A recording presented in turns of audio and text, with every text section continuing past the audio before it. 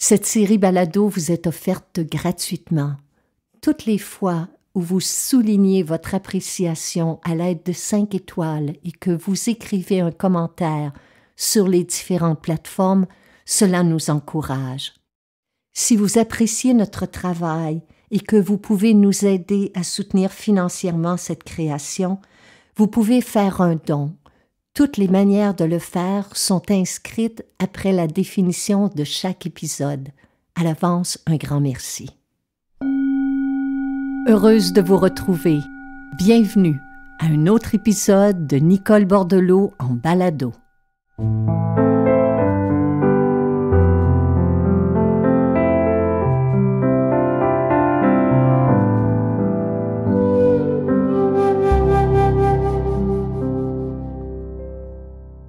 Je vous espère bien, mes chers amis, et tout à l'heure, juste avant d'entrer dans le studio, je regardais à l'extérieur, puis il y a cette promesse de renouveau, parce que le printemps est à nos portes.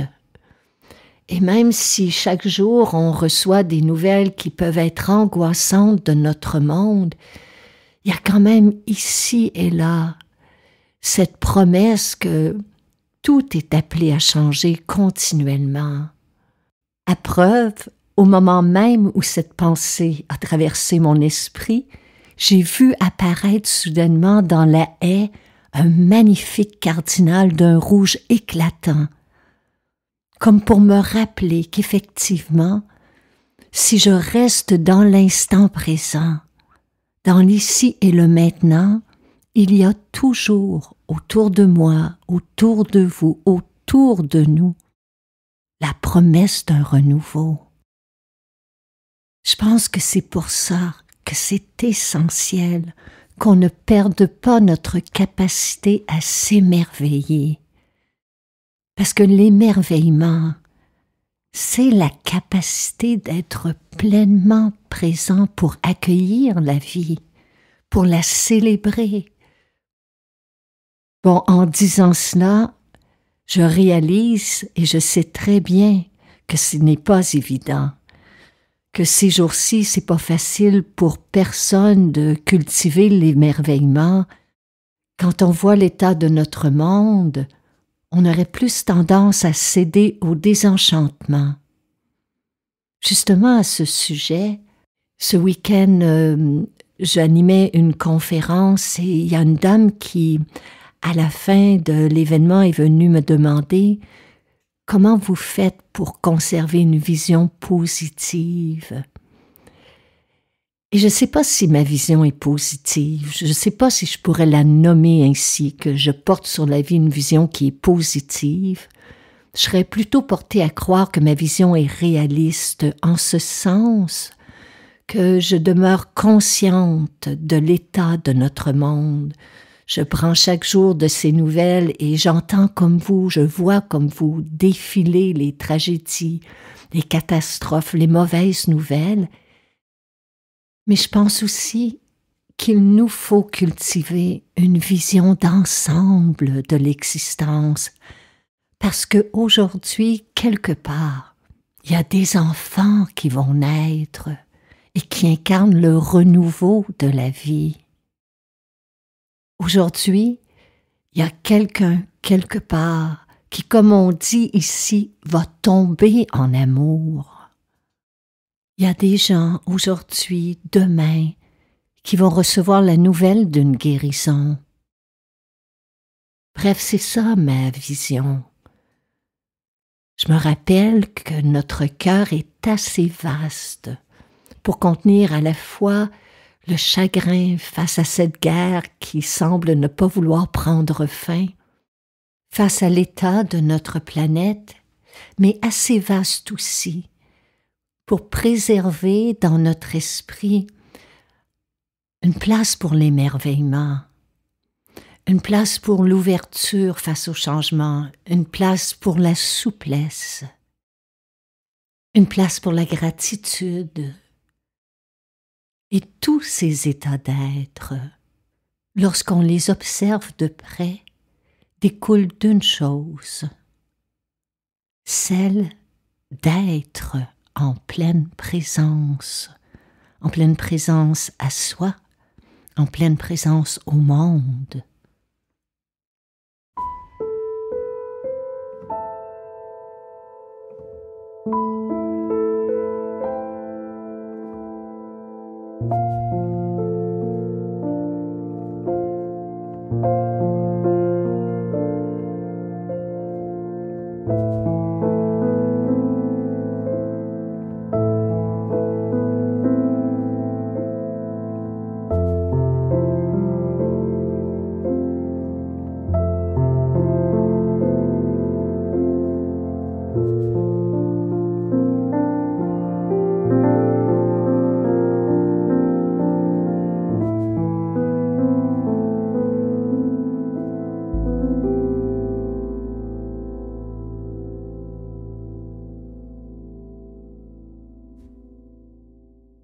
Il y a des jours, comme bien des gens, où je vis du désenchantement.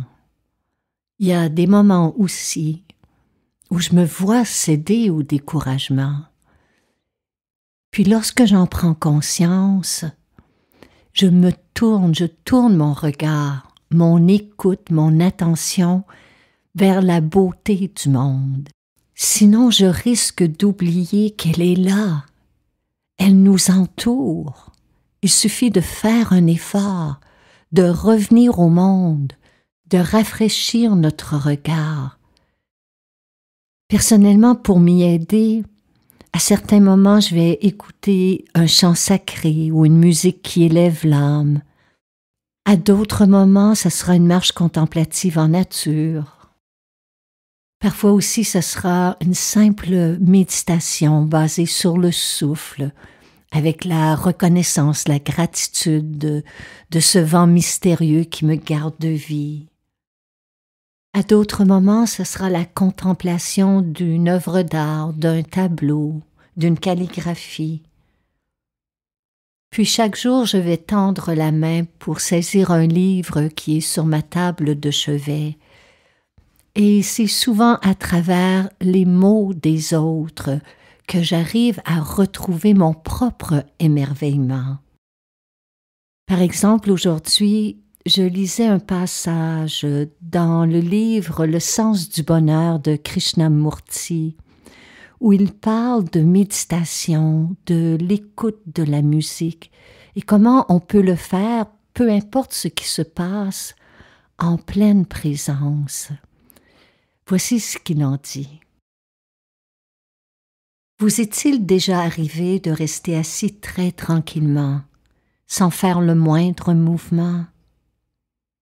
Essayez. Restez immobile, le dos droit, et observez ce que fait votre esprit. N'essayez pas de le contrôler. Ne dites pas qu'il faudrait l'empêcher de sauter d'une pensée à l'autre, d'un pôle d'intérêt à l'autre. Soyez simplement conscient de la manière dont il passe du coq à l'âne. Ne cherchez pas à l'empêcher. Observez simplement comme vous regardez depuis le rivage couler l'eau du fleuve. Vous verrez que votre esprit charrie dans son cours tant de choses. Mais il est toujours vivant, mouvant. Il est perpétuellement agité, voltant d'une chose à l'autre comme un papillon. Faites simplement l'observer. Quand vous écoutez une chanson, comment l'écoutez-vous? Il se peut que vous aimiez le chanteur, qu'il a un beau visage et que vous suiviez le sens des paroles. Mais derrière tout cela, lorsque vous écoutez une chanson, vous écoutez les sons et le silence entre les notes, n'est-ce pas? De même, essayez de rester assis très calmement, sans vous agiter. Observez simplement votre esprit. Si vous essayez d'en faire un jeu, vous vous apercevrez que l'esprit commence à se calmer, sans le moindre effort de votre part pour le contrôler. À ce moment-là, il n'y a plus de censeur, ni de juge, ni d'évaluateur. Et lorsque l'esprit est ainsi spontanément tranquille et silencieux, vous découvrirez ce que c'est qu'être joyeux.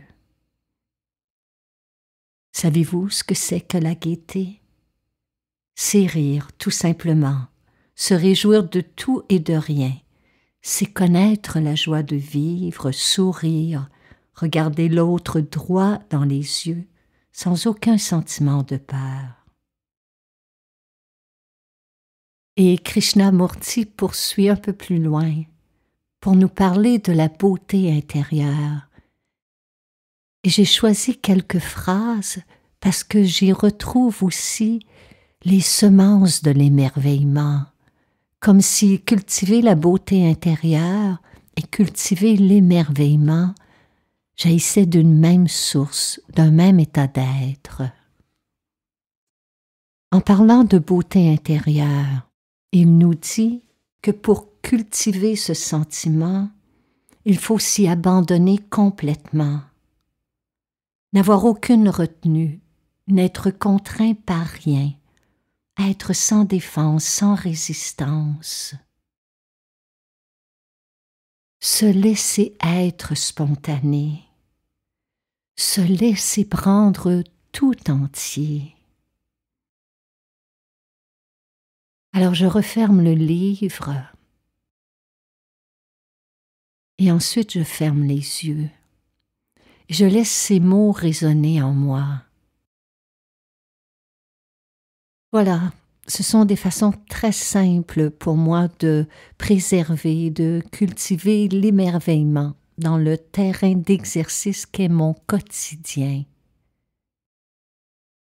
Il ne s'agit pas nécessairement de gestes ou de rituels qui sont forcément très grands ou très spectaculaires.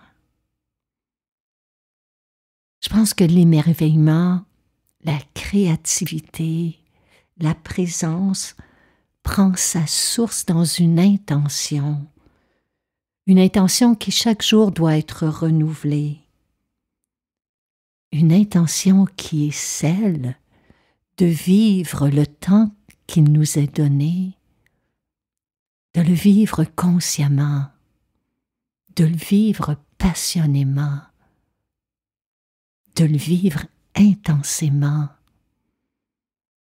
mais de le vivre aussi tranquillement, paisiblement.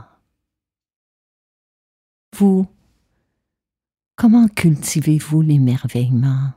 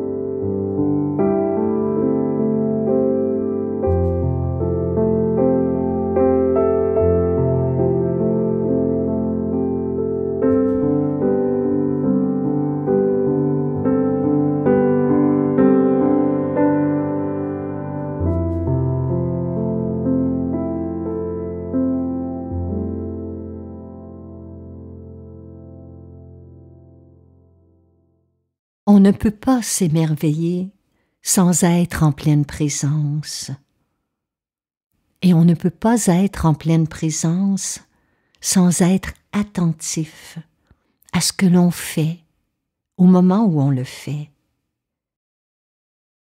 Que ce soit pour effectuer une simple tâche routinière ou pour affronter un changement important.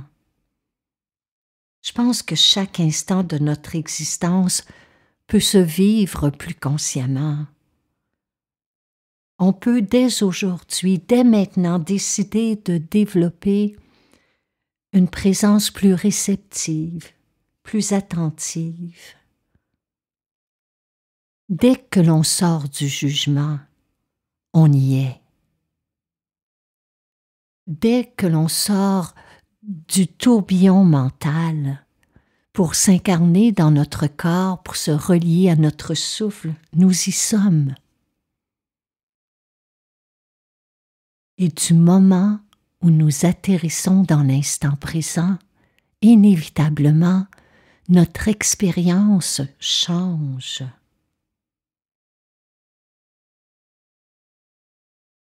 Eckhart Tolle disait, dans l'un de ses livres, une phrase toute simple mais tellement puissante. Dès que vous réalisez que vous n'êtes plus dans l'instant présent, vous l'êtes.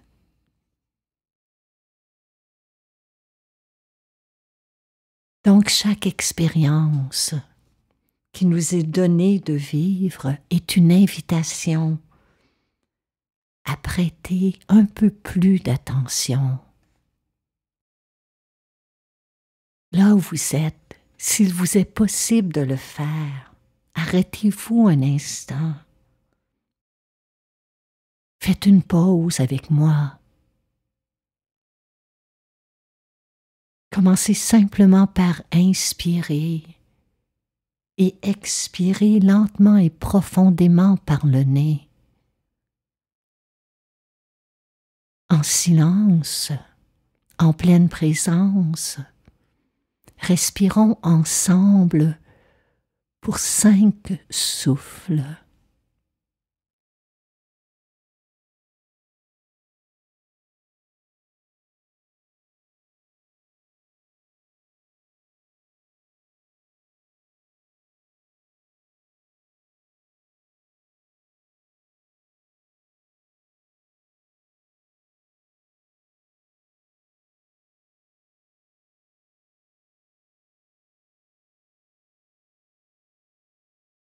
À présent, prêtez attention à ce qui se déploie, tout ce qui se déploie autour de vous. Ouvrez vos oreilles et accordez une écoute attentive au bruit environnant, au son, au silence.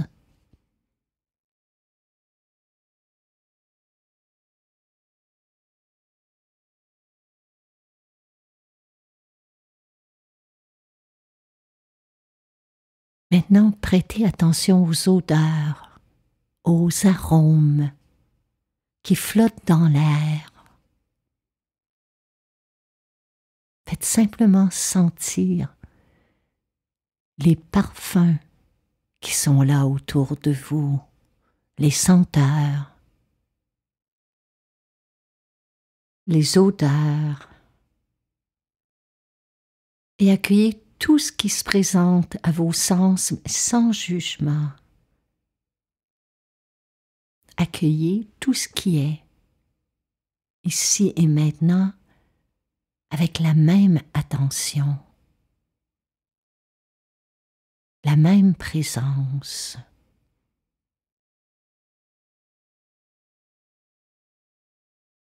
Voyez maintenant si vous pouvez ressentir l'air qui touche votre visage ou vos mains.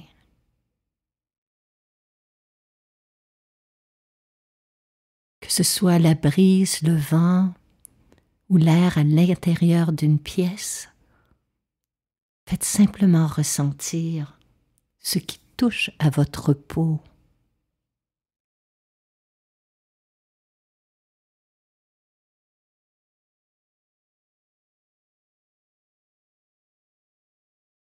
Il y a les sons, les bruits, le silence, ma voix.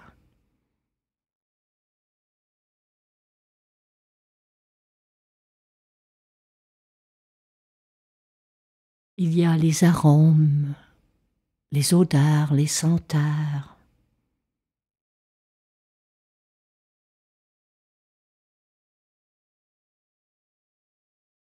Il y a la sensation tactile de l'air qui touche votre main, votre visage. Maintenant, observez. Posez le regard un instant sur les formes, les couleurs, les objets qui vous entourent ou qui sont devant vous.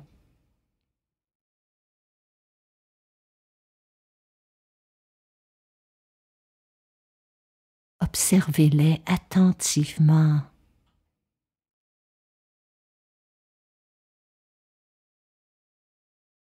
Puis trouvez, découvrez une petite chose pour vous émerveiller.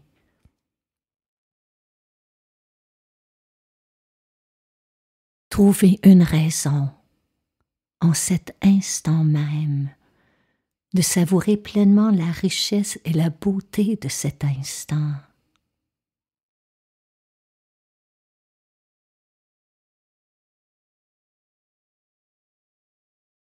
Que ce soit le fait de pouvoir respirer, que ce soit le fait de pouvoir entendre, voir, sentir, ressentir.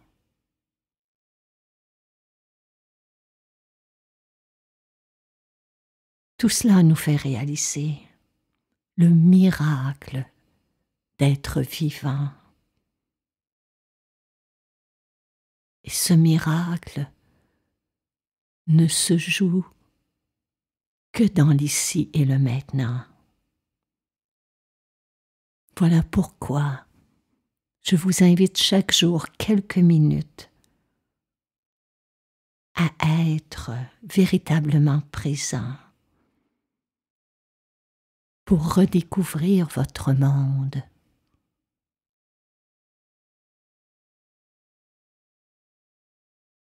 Et ainsi,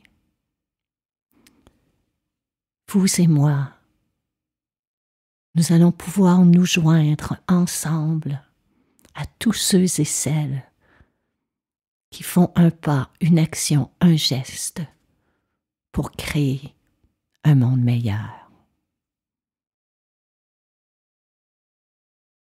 Namasté.